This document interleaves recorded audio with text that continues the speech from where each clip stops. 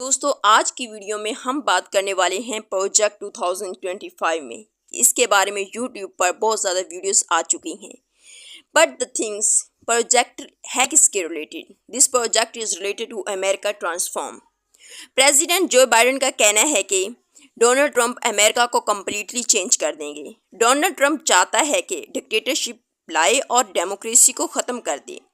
Project 2025 के under Trump पर इतनी ज़्यादा आलोचना हो रही है कि इस प्रोजेक्ट को लेकर ट्रंप को खुद ये बोलना पड़ा कि इस प्रोजेक्ट के बारे में मुझे कुछ नहीं पता।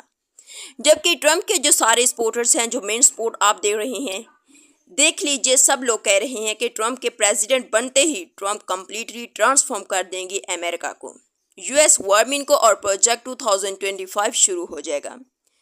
इसलिए कहा जा रहा है कि ये एक प्रकार का सेकंड अमेरिकन रेवोल्यूशन होगा। और आपको पता होना चाहिए कि प्रोजेक्ट 2025 है क्या, क्योंकि इसका impact America, other countries and south Asia पर कम्प्लीटली पड़ने वाला है।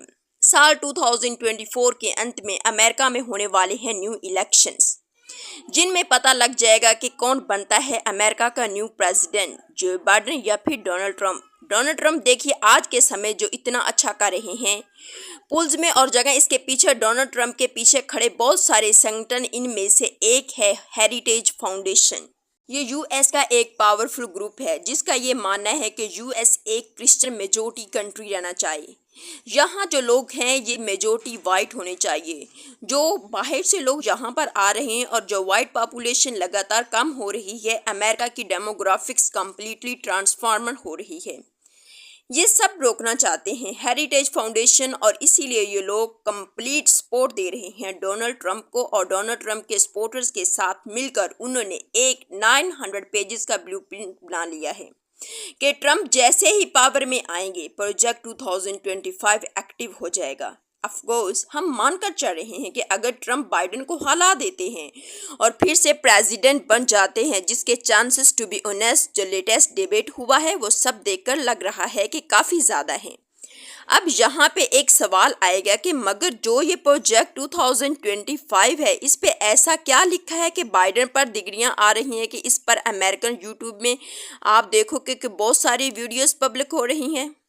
रीज़न मैं आपको बताना चाहती हूँ। सबसे बड़ी बात यहाँ पर ये लिखी है कि जैसे ही ट्रंप बनेंगे यूएस के प्रेसिडेंट, ये 50,000 अमेरिकन गवर्नमेंट एम्प्लॉयज़ की छुट्टी कर देंगे, सबको नौकरी से निकाल देंगे। अब आप कहोगे मगर ऐसा क्यों करेंगे? क्योंकि देखो, हेरिटेज फाउंडेशन ये मानती है कि आज के समय यूएस की गवर्नमेंट में की डिपार्टमेंट्स में ऐसे लोग बैठ गए हैं जो ट्रंप का विरोध करते हैं, ट्रंप की पॉलिसीज़ का विरोध करते हैं।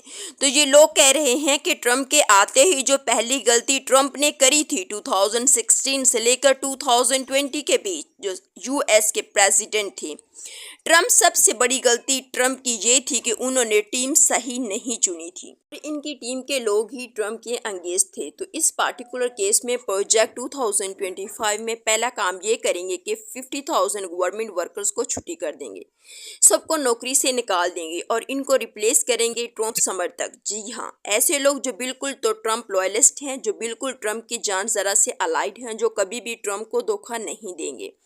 अब यहाँ पे आप कहोगे कि ये कैसे होगा कि कौन ट्रंप से लॉयलिस्ट है और कौन नहीं? तो ऐसे में रिपब्लिकन पार्टी के लोग जो ट्रंप के रैली अलाइंड रिलेटेड हैं, ये सब चीज़ें ऑब्जर्व करके 50,000 लोगों को यूएस गवर्नमेंट एम्प्लॉयमेंट बनाया जाएगा। ये बात लिखी है कि प्रोजेक्ट 2025 में एक बार पूरी अमेरिकन गवर्नमेंट में लॉयल ट्रंप सपोर्टर्स आएंगे। इसके बाद ट्रंप चलेंगे अगले स्टेप पर।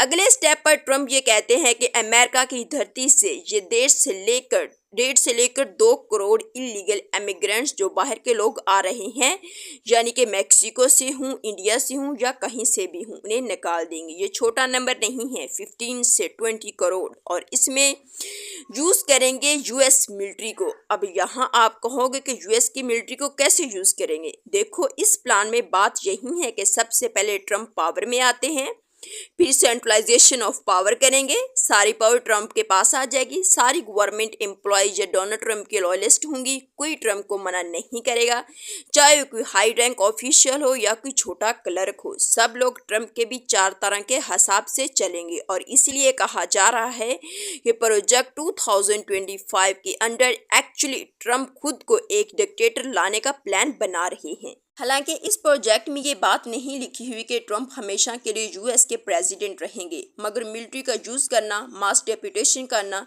ये भी इंश्योर करना कि अब बाहर से कोई भी इस यूएस मुल्क में नहीं आएगा। तो ये स्टूडेंट्स पर बहुत ज़्यादा इम्पैक्ट करता है, साउथ एशियन स्टूडेंट्स पर, इंडियन के स्टूडेंट्स को जिनको स्कॉलरशिप मिल जाती थी और उनकी फ़ी काफ़ी हद तक कम हो जाती थी। प्रोजेक्ट 2025 में अलविदा इस प्रोजेक्ट के बहुत सारे फॉरेन पॉलिसी एस्पेक्ट भी हैं जिसके बारे में मैं आपको बताऊंगी, मगर जो इसका विकिपीडिया या पेज आप अगर देख लीजिएगा, पर फिर भी आप प्रोजेक्ट 2025 के अंदर यूएस को एक क्रिश्चियन नेशनलिटी कंट्री बना दिया जाएगा और डेमोक्रेसी यहाँ पर ना के बराबर बच जाएगी। यूएस काफ़ी हद तक एक ऑटोक्रेसी बन जाएगा। और अगर आप सोच रहे हैं कि कैसे यूएस ऑटोक्रेसी बनेगा, अव्वल तो इसका रीज़न ये है कि यूएस मानता है कि जो इसके लाज एग्जिस्ट कर रहे हैं वो बिल्कुल भी ठीक नहीं हैं और यूएस की पुलिस उनको कंट्रोल करने में नाकाम रही है।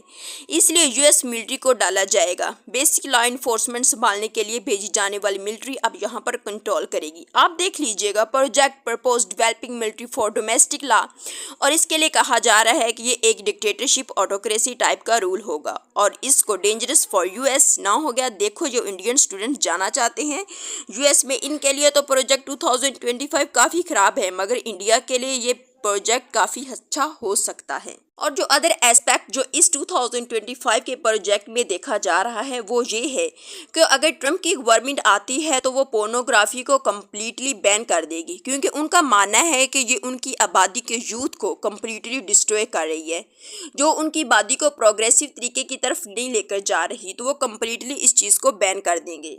और जो कंपनी इन वेबसाइट्स को अपने सर्वर से एक्सेस देती हैं उनको भी बैन कर दिया जाएगा। तो इस चीज़ को तो ये बिल्कुल पूरे यूएसए में बैन कर देंगे। और फिर एबॉर्शन की बात है कि जो क्रिश्चियन मेजॉरिटी है यूएस में, इनमें ज़्यादातर लोग मानते हैं कि एबॉर्शन गलत है। तो एबॉर्शन को लेकर ये कोई मिशन वाइड बैन तो नहीं लगाएंगे, मगर जो एक पिल है जो एक फैमिली ले सकती है, ऐसी पिल जिसको यूज़ किया जाता है प्रेगनेंसी से अवॉइड करने के लिए, तो अमेरिका इसको मार्केट्स के मुकम्मल तौर पर हटा देगी। सेकंड, अमेरिका रेवोल्यूशन होगा, ये कम्प्लीटली तौर पर चेंज कर देगा। इसको डोनाल्ड ट्रंप इम्प्लीमेंट कर पाएंगे या नहीं, देखना होगा। अभी के लिए तो ये इतने नर्वस हैं कि खुलकर कह रही हैं कि मुझे इस प्रोजेक्ट के बारे में बिल्कुल भी पता नहीं है। इस प्रोजेक्ट से रिलेटेड की बातें हो चुकी हैं, इंडिविजुअल बेसिस पे कह रहे हैं कि और कि जो इनके बड़े डोनर्स हैं, इनके सपोर्टर्स हैं, ये प्रोजेक्ट 2025 में बिलीव करते हैं। On one side, US project 2025 is very dangerous for the students of India because Trump would ban the students of India to enter in USA.